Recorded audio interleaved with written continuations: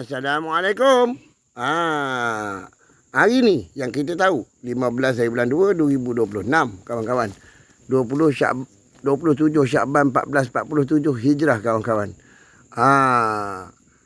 Saya nak pesan dekat sini berhati-hati dengan skamer di jalan raya pula hari ni. Skamer tu adalah pengganas negara. Skamer tu adalah pengganas dan skamer tu membahayakan keselamatan keluarga kita. Happy holiday yang mana memandu tu kawan-kawan. Minta berhati-hati. Pandu yang berhemat, berhemah, bertolak ansur kan. InsyaAllah perjalanan anda semua InsyaAllah akan selamat. InsyaAllah. Amin. Saya doakan yang mana memulakan perjalanan tu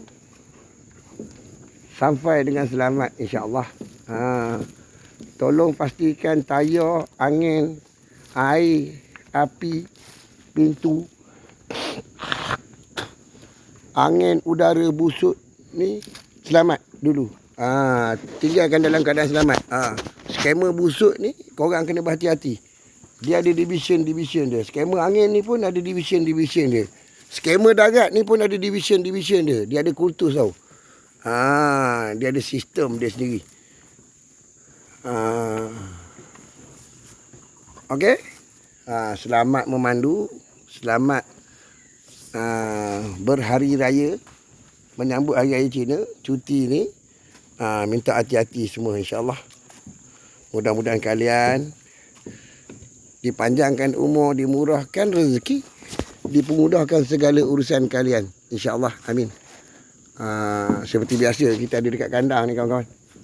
Ada lagi kita punya grup breeder ni tak ada. Kita punya kintung tak ada. Blackie ada. Mamat ada. Tam-tam tak ada. Tam-tam dengan kintung tak ada. Sarudin tak ada. Kadang Nizam pun tak ada. Manalah dia orang ni pergi. Apung ni ada. Kita punya bodyguard ni ada. Alhamdulillah. Syukur. Selamat bercuti. Pastikan anda dalam keadaan selamat. Basuh tangan dulu. Cuci tangan. Gunakan hand sanitizer. Untuk mengelakkan infection. Penyakit pelik-pelik pun ada. Yang Jalil Hamid tu penyakit pelik-pelik. Tak minyak tak itik. Ini penyakit pelik-pelik. Okey. Penyakit yang disebabkan oleh skamer pun ada sekarang ni. Baru punya. Main-main korang. Berhati-hati semua insya-Allah. Stay percaya kepada Tuhan. Stay believe in God. Okey? Thank you insya-Allah.